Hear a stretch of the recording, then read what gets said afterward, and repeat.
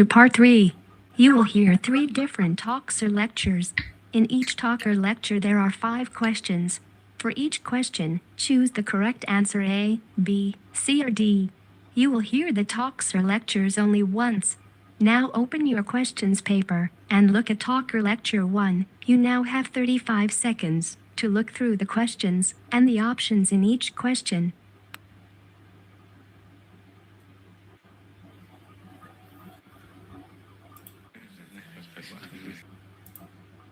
Now we are ready to start. Listen carefully. Right, everyone. About the trip to the Jubilee Arts Centre next Wednesday. As you know, we have tickets for the centre's 2 theatres and the concert hall. Those of you with concert tickets will hear piano music by Chopin and Schumann.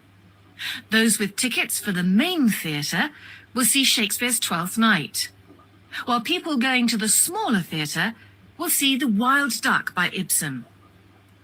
Although all the theatre and concert tickets have gone, if anyone else would like to join us on the trip, I can get tickets for the Arts Centre Cinema to see the Australian comedy film Spider and Rose.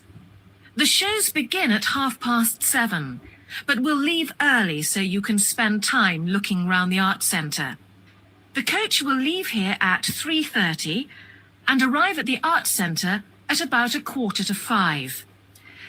Let me tell you what you can do there. The centre has a lot for art lovers. In the art gallery, there's an exhibition of the history of Russian ballet. It has dresses and shoes worn by famous dancers and photos of past performances. With your student card, you can get in very cheaply.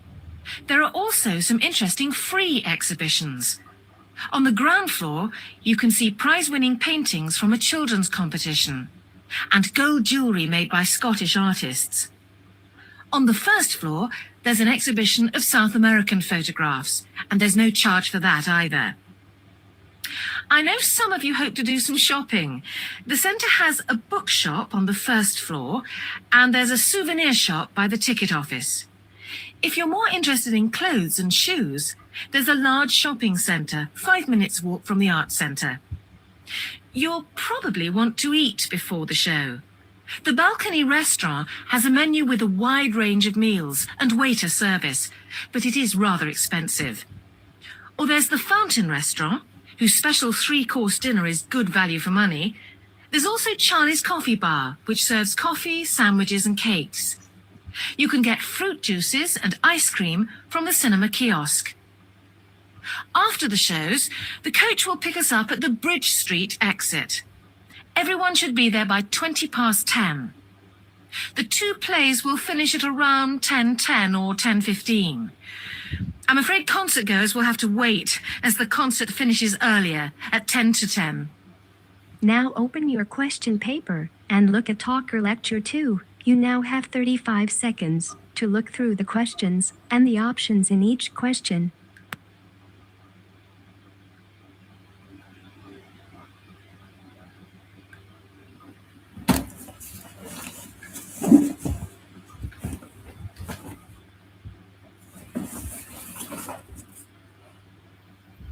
For a few tips for those... Listen carefully.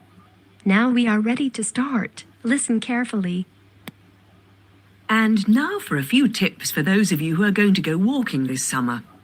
Let's look first of all at the type of bag that you should take with you. Rod Smith works in a shop that sells camping equipment, and he feels he has a bag for every type of walking holiday. Rod, does it really make a difference what type of bag you use? Yes, Jill, it certainly does. Bags come in every shape, colour and size now, so it makes sense to pick one that is right for your needs. A backpack, for example, could quite rapidly ruin an otherwise good walking holiday if it doesn't fit your back. In fact, the fit is critical, but the choice is so large now that it's difficult to know how to make the right one. So here are a few things to look for. First of all, size. A bag that holds 35 litres and has 3 outside pockets should be plenty big enough for a day trip. For a 4 to 5 day walking tour, I would recommend a bag that holds 70 litres for a man and 50 to 60 litres for a woman. That's along with a tent and a sleeping bag.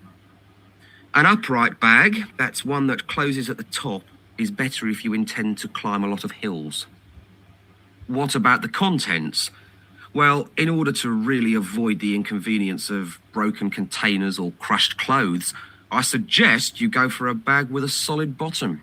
The best ones, but these are probably the most expensive, have a leather base that's particularly resistant to wear and tear. A bag that has 2 compartments inside will allow you to find things more easily and separate out items such as creams that could leak in hot weather. Extra pockets on the outside of the bag are also useful if you want to carry any tools for climbing that are sharp or get dirty when you use them. Then you have to think about carrying your bag.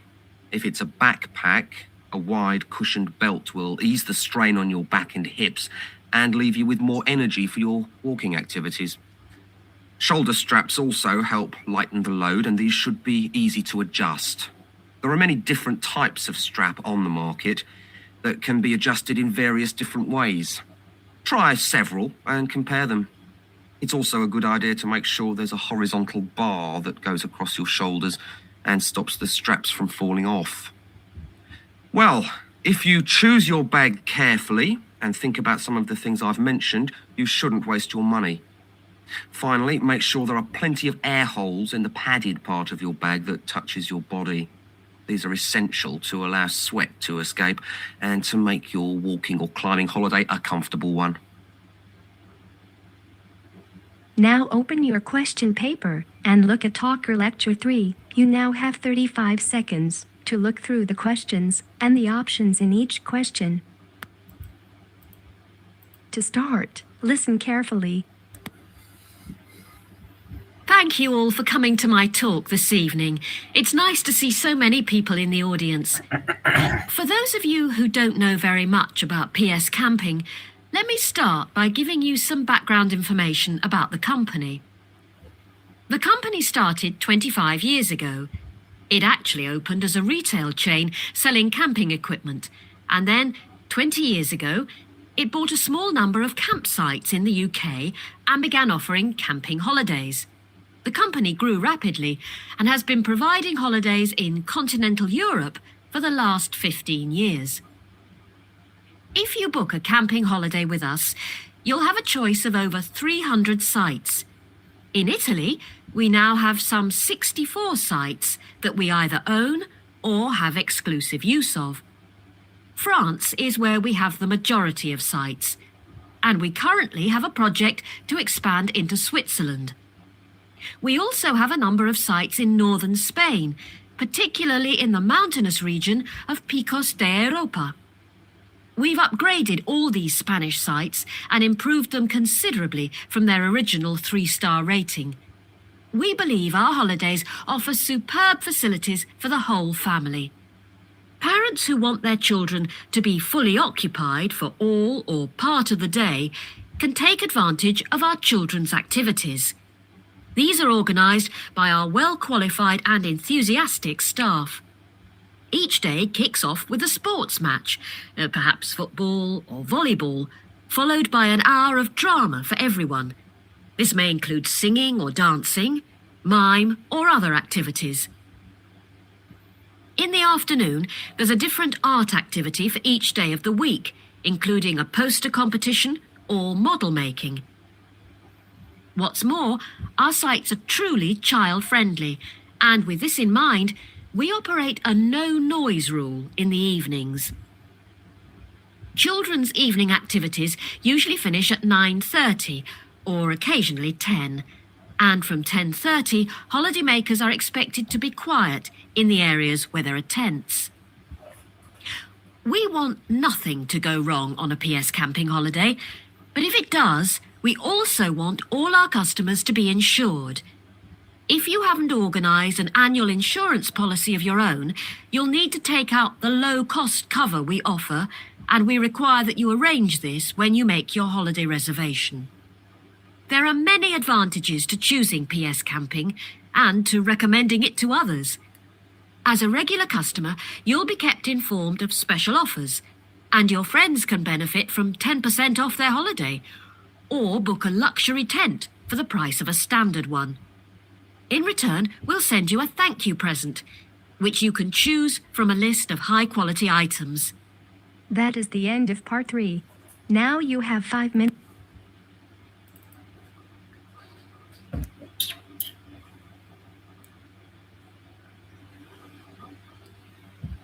Part 3. Questions 21 to 35. In this part, you will hear 3 talks or lectures. There are 5 questions for each talk or lecture. For each question, choose the correct answer A, B, C, or D. You will hear the talks or lectures only once. This is breaking news.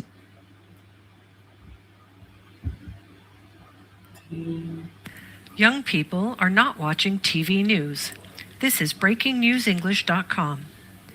Young people in Great Britain are watching less and less news on television. This is according to Ofcom, a regulatory body that oversees broadcasting practices in the UK.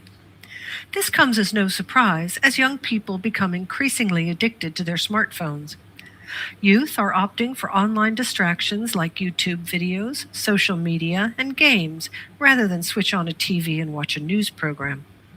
Britain's Guardian newspaper reported that the youth of the nation are more likely to get their day's news about the world from social media or by reading graffiti in bus stations than seeing it on the telly, with the average 16 to 24-year-old watching just 2 minutes worth of live TV news per day. Ofcom commissioned research into the news viewing habits of people around the country. The report is called News Consumption in the UK 2019. The research suggests that young people are increasingly using social media as their primary news source. Researchers wrote, "There is evidence that UK adults are consuming news more actively via social media." They reported an increase in posts and comments on Facebook and Twitter about the news compared to last year. Ofcom suggested presenting news stories in less complicated, more accessible way to attract young people's attention. Some people suggested this would be dumbing down content for young audiences. This is Melanie reporting from the United States.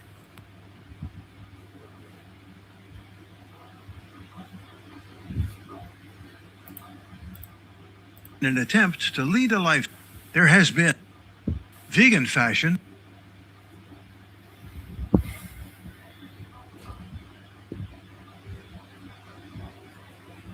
Vegan fashion is becoming more popular. This is breakingnewsenglish.com. There has been a dramatic increase in the popularity of veganism around the world in the past decade. Many people are becoming vegans in an attempt to lead a lifestyle that is more conducive to helping the planet. Giving up eating meat, dairy, and other food from animals constitutes the bulk of changes vegans make to their lives. However, an increasing number of vegans are now extending their beliefs to fashion. There is a considerable increase in the sales of vegan clothing, footwear, and accessories. Retailers are marketing products that are free from cow skin and other animal products. Shops are full of synthetic fur coats, plastic belts, and shoes made from tree bark, recycled plastic bottles, rubber, and coconut fiber. Research in the United Kingdom revealed that 42% of shoppers considered animal welfare before buying clothes. The researchers discovered that people of all ages would consider purchasing vegan footwear. The trend in vegan fashion has also reached luxury brands. Designer Stella McCartney has designed a new range of fashion that is free from leather and makes use of recycled products. Her new collection is based on a theme of the iconic 60s group, The Beatles. Ms. McCartney's father, Paul, was lead singer of the group. She has designed leather-free yellow submarine sneakers and colorful fake fur coats. Ms. McCartney is a committed animal rights activist. This is Ken Jones reporting from Seattle.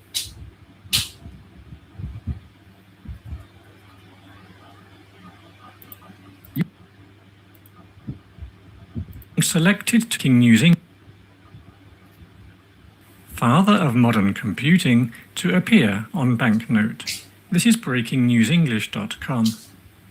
Alan Turing, the man widely recognized as being the father of modern computer science, has been honored by being selected to appear on a United Kingdom banknote. Mr. Turing was chosen ahead of a wealth of notable British historical figures and luminaries to be the face of the new £50 note. Turing was instrumental in helping Britain and its allies win World War II.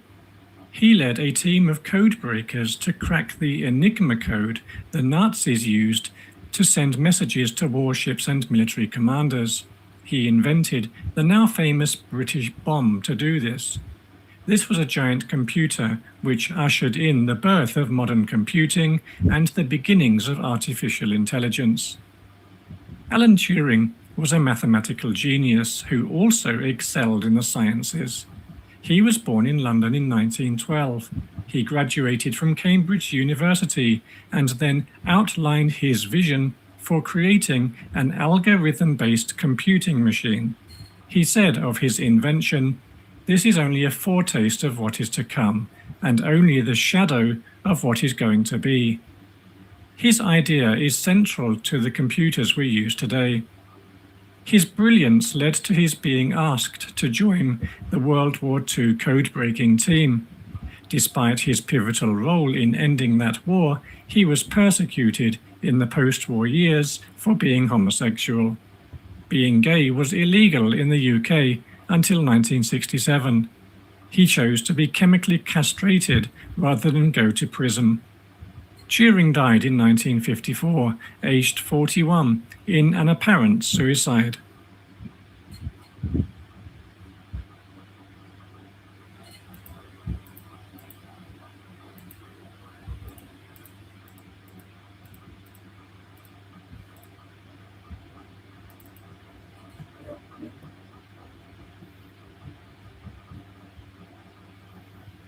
Part 3.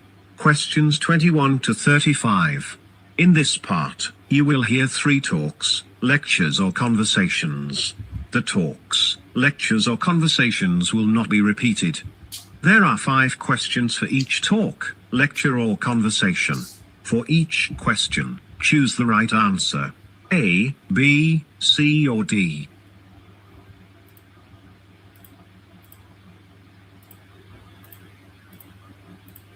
Up that paper. Believe Professor...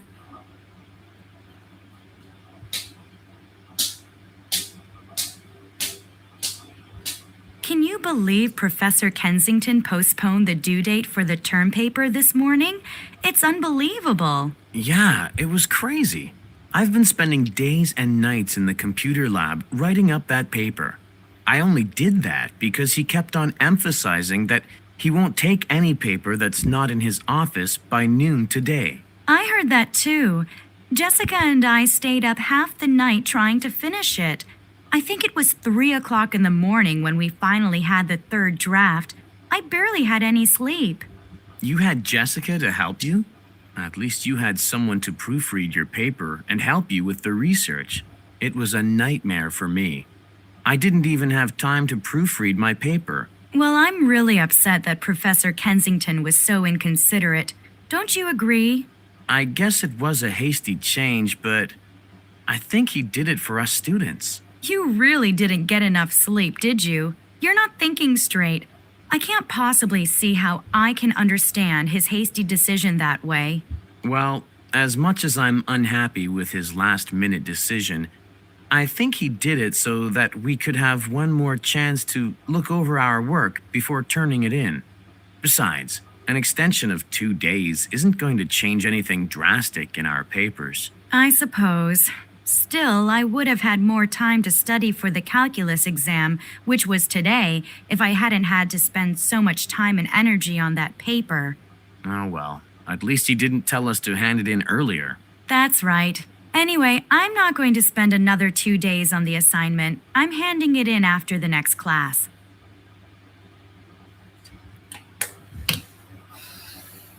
(26 to 30) refer to the following.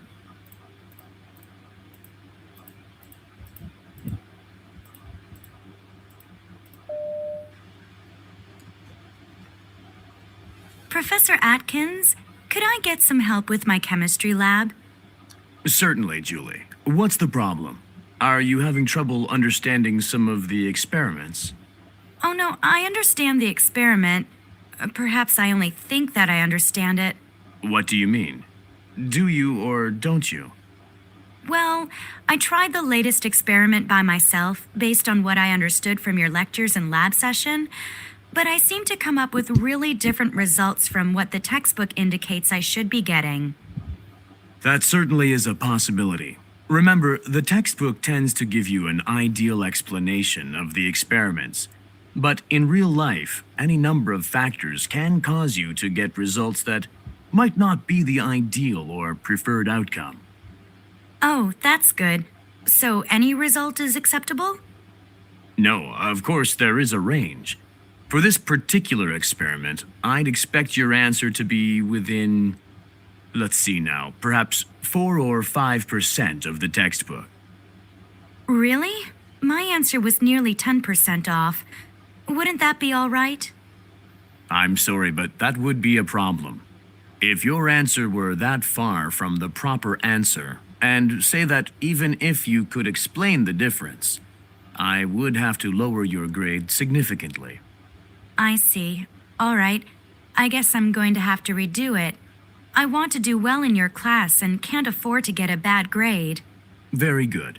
But you'll have to hurry. The lab is due Friday, and I won't be giving any extensions. Oh, I was hoping... Yes? Oh, it's nothing. Well, could you please sign a permission slip for me to use the lab after hours? I only have time during late evenings this weekend. Sure. I'll do that for you right now. Here you go. And a tip. Before you start the experiment, wipe the test tubes with alcohol. There might be unwanted residue inside that might be affecting the result.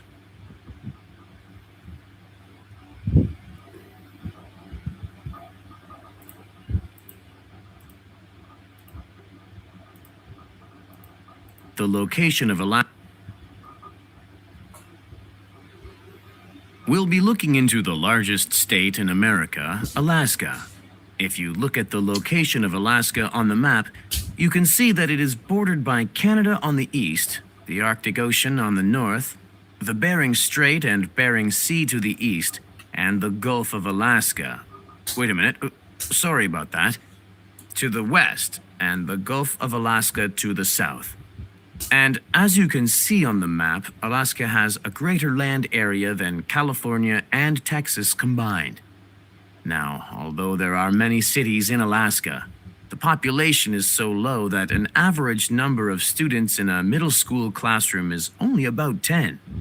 You can imagine many desolate small towns scattered around Alaska.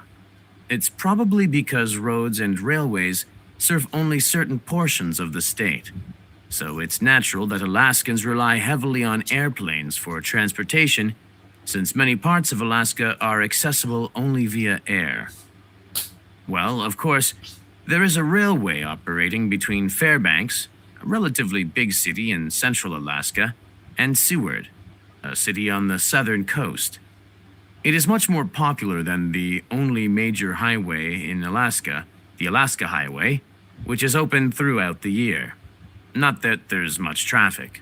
One does not need to venture far to understand the reason for its sparse population. Even though cold climate and other factors make most of Alaska a less than desirable location for farming, agriculture is conducted in a few areas between Fairbanks and the southern coast. Most of the food Alaskans need, however, must be imported from outside the state. Also, Alaska is subject to strong earthquakes and occasional volcanic activity. Your textbook describes the explosion of the Alaskan volcano Mount Katmai in the early 20th century as one of the most famous and violent volcanic eruptions in history. I strongly suggest you read up on that chapter, as we'll be touching on some of that the next time. Anyway, where was I? Oh yes, earthquakes. These occasional earthquakes generate seismic sea waves called tsunamis. As you may have heard, these waves can reach far inland and destroy communities along the shore. It wasn't much different from the terrible tsunami of 2004.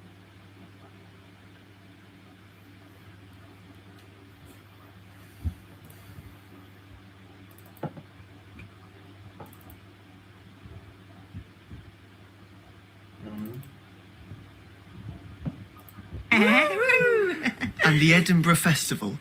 But today, we're going to look at a lot more that you might not know about. Actually, a lot of these are not exactly festivals, but strange races or competitions. Some of them are ancient and some are modern. So, let's start in January in the north of Scotland with the burning of the Clavey. This is a whiskey barrel which is set alight, then carried through the streets as a bonfire. It's an ancient tradition which always takes place on the 11th of January, the first day of the year, according to an older form of the calendar. The bonfire brings good luck for the coming year, and people used to keep bits of burnt wood as protection against evil spirits. At the end of January, even further north, in the Shetland Islands, there's another fire festival, the Up Helly Ah. This seems like an ancient festival, but has actually only been going for about 130 years. Well, it is fairly old, I suppose. People carry firelit torches and a Viking boat through the streets, then set fire to the boat. There's lots of dancing. It's good fun. Now, to the north of England. On Shrove Tuesday in February, otherwise known as Pancake Day, a special pancake bell is rung in Scarborough. Everyone goes down to the road next to the beach where they skip. Yep, they jump over long ropes, up to 15 people to one rope. Whoa! And they have pancake races. This is quite common in the UK, running with a frying pan and tossing a pancake at the same time.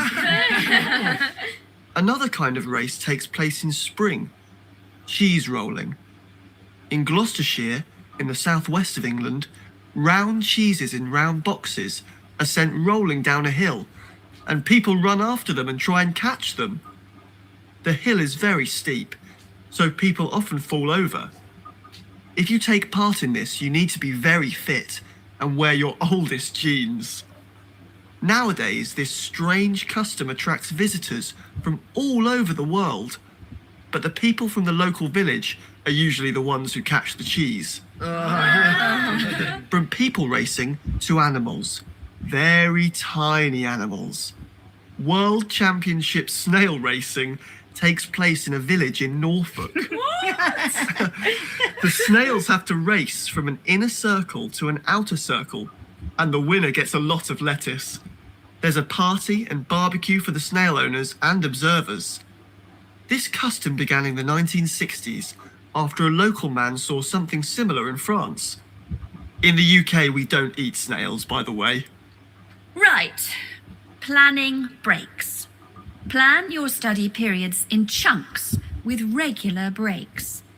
Many people recommend half an hour of concentrated study, then a 10-minute break. But you can adjust this to suit you. If you study for too long at a stretch, your mind will work less effectively. So be careful. In your short break, you can give yourself a treat, such as a cup of green tea. Disgusting.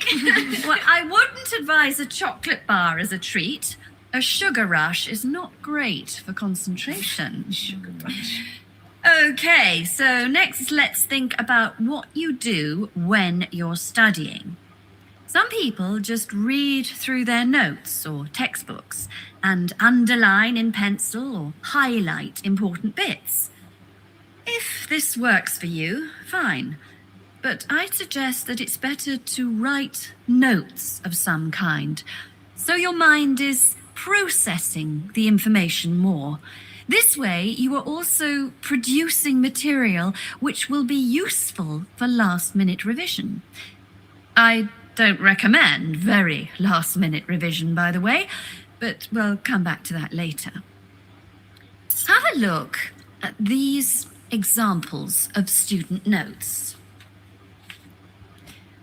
Which do you think are best? The first person has written important phrases at random. The next has a table with clear headings and boxes with notes. The next has summaries. And the last one has mind maps. You've got the main topic in the circle, then lines coming off the circle attached to subcategories, then more lines to further details. Mind maps are great for showing the connections between different bits of information. They seem to work in the same way the brain works. So, what do you think? Highlighter pen, you should. To me, the first one wouldn't be very useful to come back to and use in the future. But the others are all fine. It depends on your personal preference. Mine is for mind maps. I would suggest using colours, though, and even little drawings. They can make things much more memorable. Obviously, when you are studying, the first thing to think about is whether you understand the information. And the second thing is how you are going to remember it. Let's look at some more ways of making information more memorable. Hello, and welcome to this recording brought to you by the British Council. Rainforests Rule by Julie Bray. A world like no other. Perhaps this is the best way to describe the world of the rainforest. No rainforest is exactly the same, yet most rainforests are now distributed in the small land area 22.5 degrees north and 22.5 degrees south of the equator, between the Tropic of Capricorn and the Tropic of Cancer. You can find tropical rainforests in South America and Indonesia. Other rainforests flourish further from the equator, in Thailand and Sri Lanka. Despite occupying a relatively small area, rainforests have a colossal role to play in maintaining the world as we know it. Tropical rainforests are home to a rich, colorful variety of medicinal plants, food, birds, and animals. Can you believe that a single bush in the Amazon may have more species of ants than the whole of Britain? 480 varieties of trees may be found in just 1 hectare of rainforest. These forests sustain around 50% of all the species on Earth and offer a way of life to many people living in and around the forest. Rainforests are the lungs of the planet, storing vast quantities of carbon dioxide and producing a significant amount of the world's oxygen. Rainforests have their own perfect system for ensuring their own survival. The tall trees make a canopy of branches and leaves which protect themselves, smaller plants, and the forest animals from heavy rain, intense dry heat from the sun, and strong winds.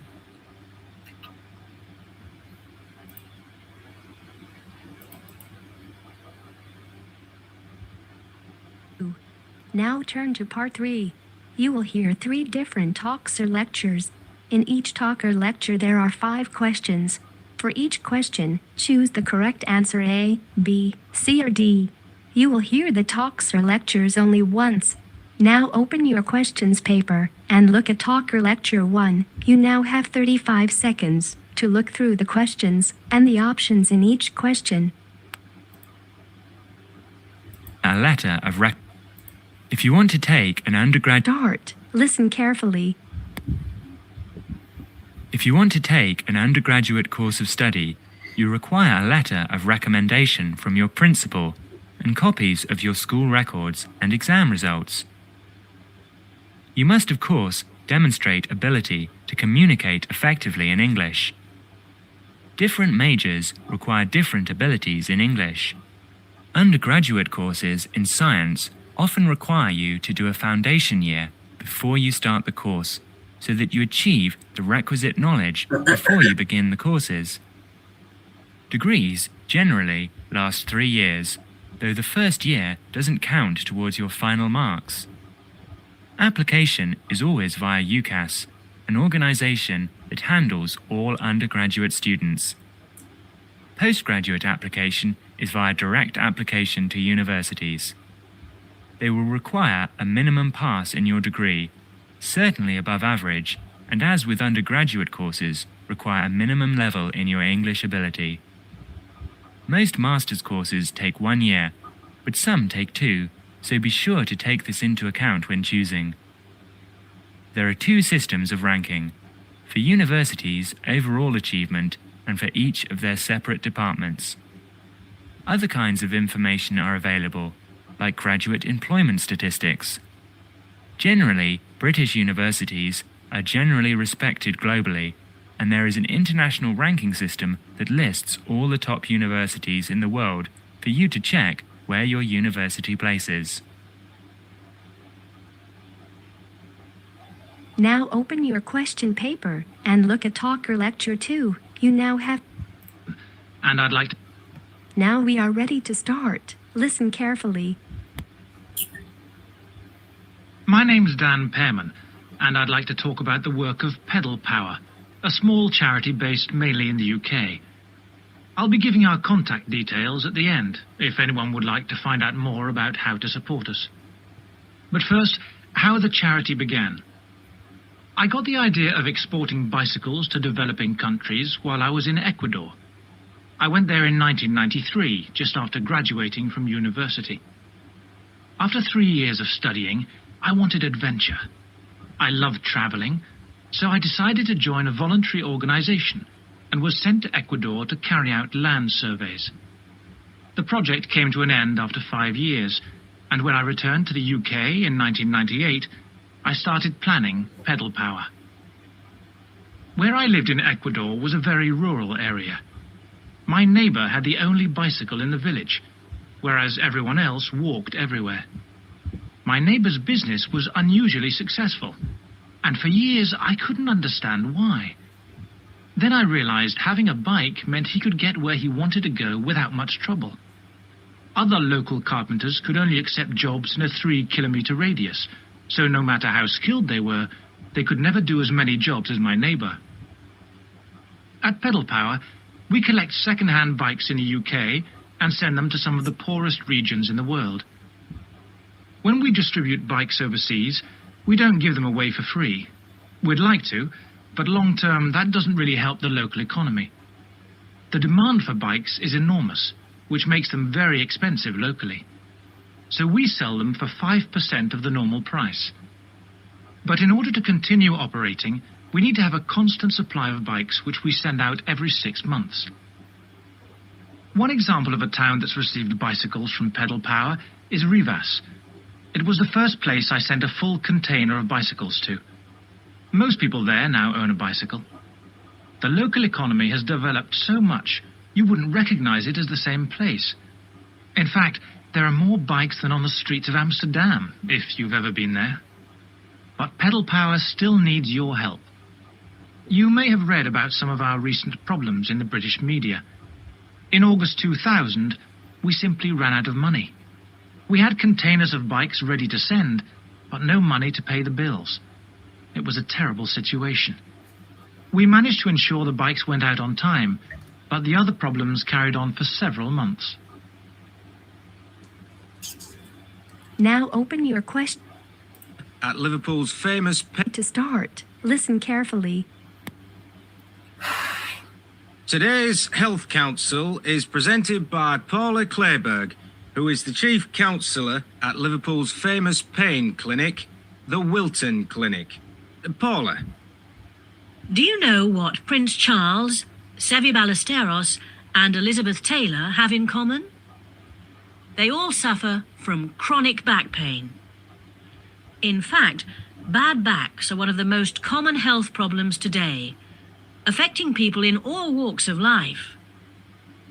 The most recent available figures show that about 250,000 people are incapacitated with back pain every day.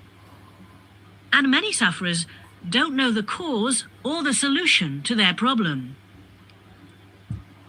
The majority of our patients at the clinic tend to be women.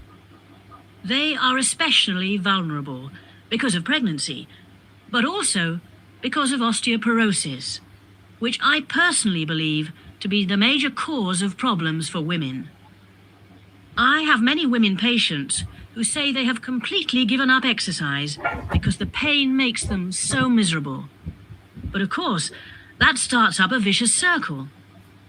Bed rest, giving up exercise, and painkillers are traditional responses to back pain. But although there are many excellent drugs on the market, at our clinic, we're beginning to realize the unique benefits of relaxation therapy. Other specialists in the field make a strong case for certain types of exercise, but in our experience, they are easily mishandled and can lead to more harm than good. Now let's look at some of the reasons why back pain is developing into such a unique menace. In general, the body is pretty good at self-repair. A strain or a blow to a limb, though painful at the time, generally resolves itself. But the body's response to back injury can be very counterproductive.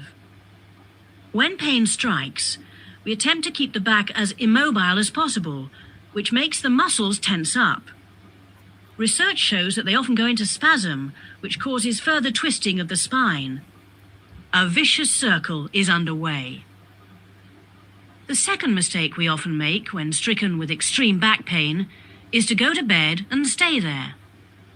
Although at the clinic we recognize that a short rest in bed can be helpful, up to 2 days, any longer makes our back muscles become weaker and unable to hold up our spine. The pain, therefore, becomes worse. Another problem is being overweight. Anyone a stone or more overweight who already has back pain is not doing himself any favors. Though it won't actually set it off in the first place, the weight will increase the strain and make things worse. The British diet could be partially to blame for the increase in back pain. That is the end of part 3. Now you have 5 minutes to check your answers and transfer your answers onto the answer sheet.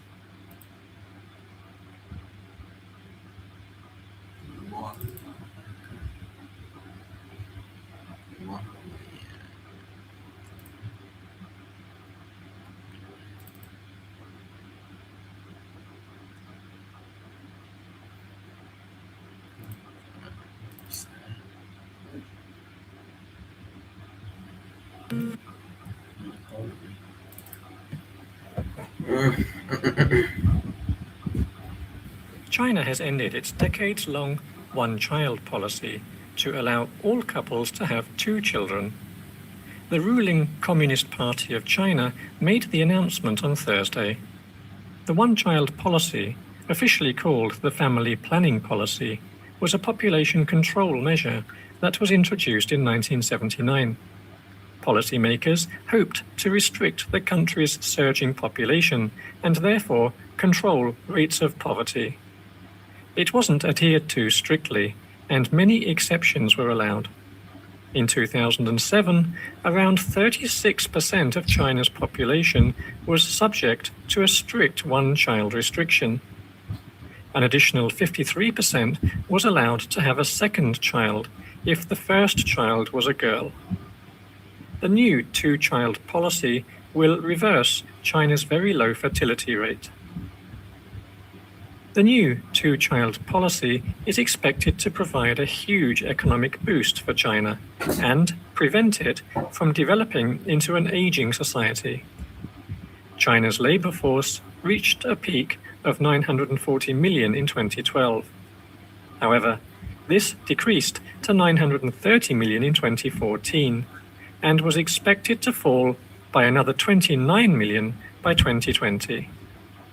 Predictions from Peking University are that there will be an average of 2.5 million extra newborns per year.